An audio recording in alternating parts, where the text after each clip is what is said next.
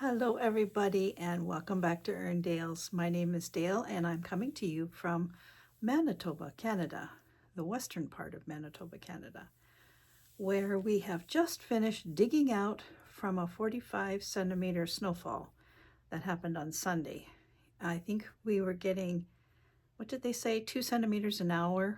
Um, it was it wasn't a blizzard, actually. It was just a really heavy snowfall. The wind didn't come until after the snow had stopped. So that's not considered a blizzard unless the wind is, what did they say now? I used to watch this fellow on CBC, John Sauter. He had a theory for the wind. It was considered a blizzard if it had sustaining winds over a certain period of time. It didn't really, I don't think it really mattered how strong the winds were, it was how long they blew. So this was not a blizzard, it was just a really heavy, heavy snowfall.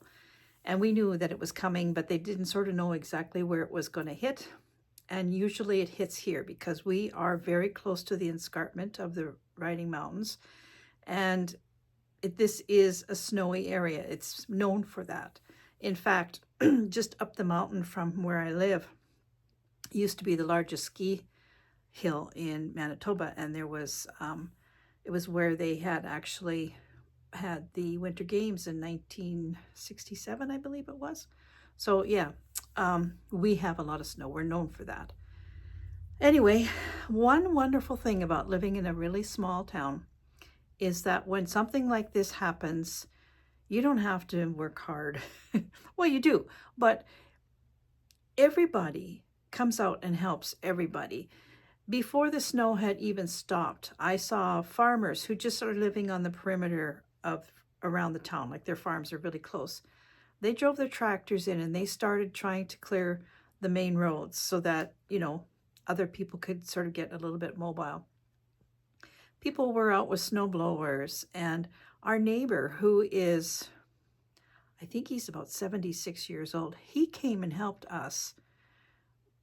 He has a big, big snowblower, and he came and helped us clear our driveway. And we had just got everything pretty much cleared. And then the big plow, it's not actually a plow. Most people would call it a grader, a road grader. It's that thing with the big, big, huge blade. That's what they use out here on the highways. And they actually use it here in town too. But then after we got everything all cleared out, along comes the grader and made a mountain, and I mean a mountain of heavy wet, because there was slush on the bottom of all of this, because we had it so mild. As you saw me making the snowman, it was so wet and mild before this snow hit. So underneath it was all this wet. So this grader come along and went along the road and pushed this mountain of snow, and then with it all the wet from, and then it was just, and of course it's cold now. It's minus, I don't know, 18 or something like that. So it was quickly freezing, and we had to chop our way through that. That was the worst part. I still have yet to go and clean my path to my bird feeders. I've noticed the birds actually can't eat off the feeders. There's piles of snow on top, but that's not what's preventing them. The snow on the little trays that are attached to the feeders, there's so much snow on there, and I think it's ice turned to ice, and they can't get in there and get the seeds. So I have to do that today. And my snow couple, oh my gosh, they're big mounds. I don't know. And I've seen the kids today who were going to school this morning. They walked, there was a couple of boys, they may be about 13, 14 years old, 3 boys. They walked past here every morning. One boy sat on a snowbank and was staring at the mounds. I guess he hadn't seen them before because the kids haven't been at school because you couldn't get to school. And he sat there, kind of like this, although he wasn't like that, but I think he was trying to process what that could be there because he hadn't seen it before. And finally the other kids kind of got him going and they left. So I'm going to try and clean them off, and maybe now I can fix them, because as I was making that, I'm just going to explain this a little bit. As I was making that couple, when I would have a ball, trying to make a ball, it was actually melting in my hands. So that's why they look all bumpy and lumpy is because everything that I put on there just turned to a mushy mess, and I couldn't smooth anything out. Now I will be able to, if I can actually get them cleaned off enough. I'll be able to smooth them so that they actually look nice and cheeky and, maybe a little bit more presentable. And our temperatures tonight are going down to minus 34 Celsius, I think, with a wind chill of 45 below. Yes, so this would be a good time to fix them. I might take a little water and ice them up a little, and they'll be good there till April. I'll be sick of them by the time they melt. So I did a finish while the snow was falling. There was, I don't know, I've been in sort of a kind of a rut. I have a million things started, and I have actually finished a lot of things as well, but I'm kind of tired of knitting, believe it or not. I've knit, I just was calculating it up for one of my brothers today. I've knit 6 hats, 2 for myself, 4 other ones. I've knit a pair of gloves. I've knit 4 pairs of socks, and I have 4 more on the needles. What have I also done? I don't know. And I'm just sort of, when I go to, I really want to finish what I've got started, but I'm having a hard time getting the desire, I think is the word, to sit down and do it. So when it was snowing, I came up here, and I actually was going to work on Molly for a little while, and I didn't really feel like doing that. So I pulled out my fox, and I think I showed you that I had pulled it out, and it was sitting here on my stitching table, and I thought, you know what, I'm just going to sit here, and I'm going to just keep the tea coming. I had some Christmas tunes on the stereo, and I just sat here and I finished my fox. I'm so excited. So I'll show you my fox, and I do have, I hope it's going to work. I have a frame, which I have had since the 1970s when I used to do paper towel. I don't know if you know what paper towel is, but back in the 70s, that was all the rage here in Canada anyway. And my friend Diane, who had a craft shop, we got into paper towel in a big way. And it is, you take 4 or 5 or 6 or 7, however many depths you want, prints of the same picture. And at that time you could buy these prints. You buy, like I said, 6 or 7 of them.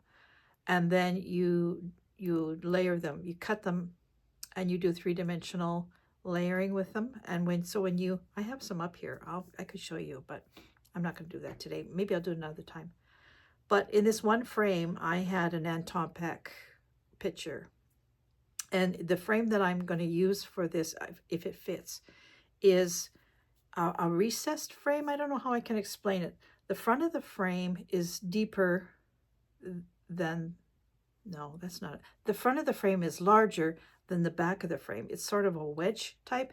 And so it's a shadow box frame. Why don't I just say what it is, Dale? It's a shadow box frame. And I think this would look really cute in it. So I am going to grab that frame. I'm going to have to take what's in it out of it, and then I'll show you my finished fox. I haven't ironed it or anything yet. I'm going to do that, and then I'm going to frame it, and then I'll have to find a place to hang it. So that's what I'm up to today. So here's my fox. Didn't it turn out great? I'm so happy with it. The only thing that I can say against it is that I could have dyed this fabric a little bit darker. The snowflakes aren't really showing up that well. Well, they are with the human eye, maybe not so much on camera. If it had been a little bit darker, I think it would have been better, but I'm still very, very pleased with it. So this is the finished fox, and I'm going to show you the frame that I'm thinking of putting it in. So this is the frame that I want to put it in. See what I mean by it being a shadow box? I have a piece of crochet in here that was done by my great-grandmother. It's a butterfly. And I put this in here a long time ago. But the frame itself is not that big inside, so I'm going to take this out. It's sort of falling apart anyway. That's why I decided that and I'll have to take a measurement of the frame part itself.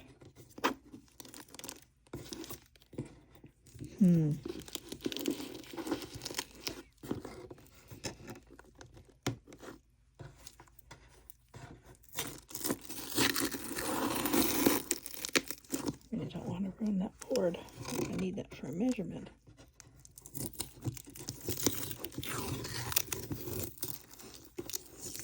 I think I'm going to have to do a little bit of work on the frame, maybe.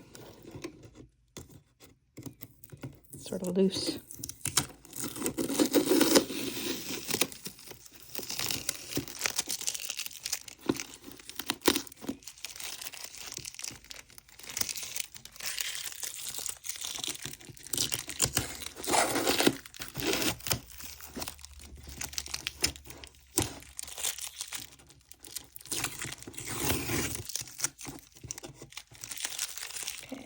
Out now, hopefully.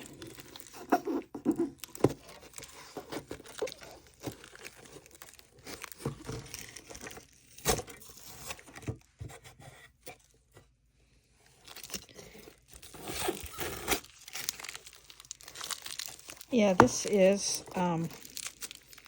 the thread she used.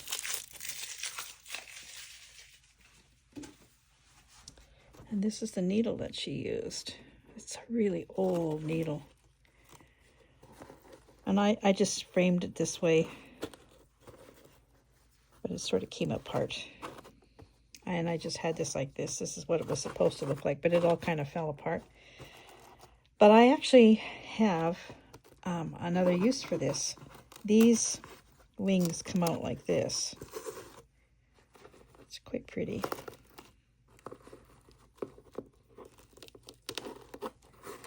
I can get it. There we go. These wings come out like this. I just have these little Velcro pieces here. But I was thinking, I've been thinking about what my stitching project for 2025 is going to be. I did last year, the 2024 stitching project was Olive's Bear, which I totally loved doing. And then 2023's project was my daily stitch calendar, journal, whatever you want to call it. The one that I had big piece.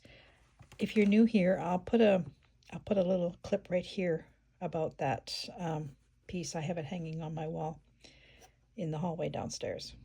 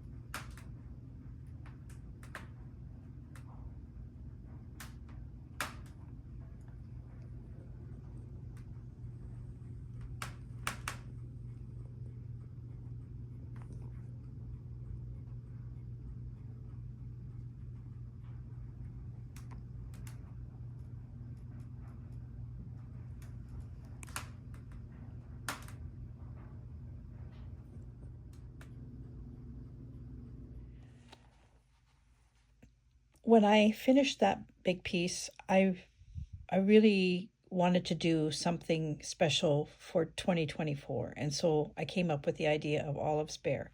And now that I've done that, I really want to do something special for 2025. I've kind of like the idea now of having, one special project. I do other projects too, obviously stitching projects, but just one thing that I know is going to ground me for the whole year type of thing. Even though Olive's Bear, I didn't start it I was planning it for a long, long time before I actually started it. And I was stitching the pieces before I even started the bear. So what I think I've come up with is I have been watching K3N, and she has started an art journal on every other Friday, and I've been putting together a journal to do an art journal, but I had no clue what I would do with it. I don't want to do a junk journal. I've done that so many times, and unless you, I don't know. I don't need any more of that kind of thing in my house.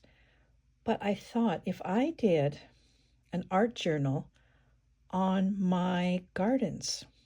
So my idea is to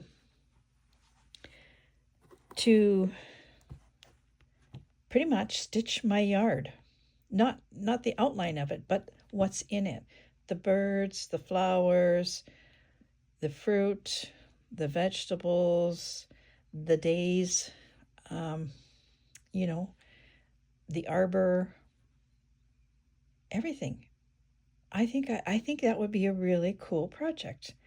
And the little book that I was going to, hold on, I'll grab that. So I've already started making my signatures and everything, and this is the little book that I'm going to use. I'm taking the spine out because this is going to need to be a lot wider. But I was thinking that this could go on here as part of the cover. I've covered this cover with a really kind of a antique-y, old, very thin wrapping paper. But I need to do something else on it, and I was thinking of putting this butterfly on it. But I wouldn't be able to do it until I knew how thick the book is going to be, because it's going to be a lot thicker than this, obviously. So that's what I was thinking about. When I thought of taking this apart, I thought, I might just use this butterfly for my book, my journal. What do you think about that? I don't think it's crazy. I think it's actually a really good idea.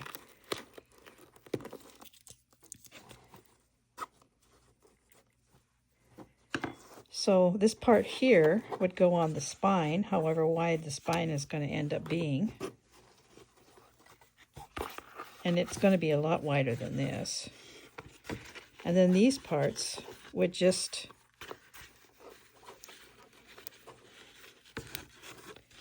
cover the book at the back. I think that would be so cool. Yeah, that's what I'm going to do with this, I don't even have to think anymore. That's what I'm going to do. Anyway, I'm digressing. We're not talking about that right now. We're talking about putting the fox in this frame. So I'm going to have to take this whole frame apart because it has to be cleaned. And what I want to do is just see. Let's just do a pretend, okay? So we can see. I think this will fit perfectly in here, to be honest with you. Let's just do a pretend.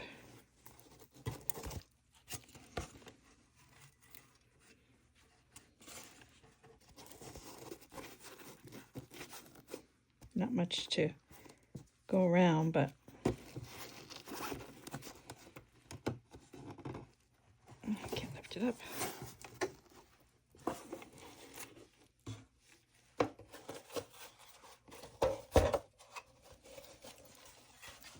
Let's do it this way. Take this off. Let's put you down like this and put the frame. Or, oh yes. Oh yes, yes, yes. Won't he look wonderful in there? What do you think?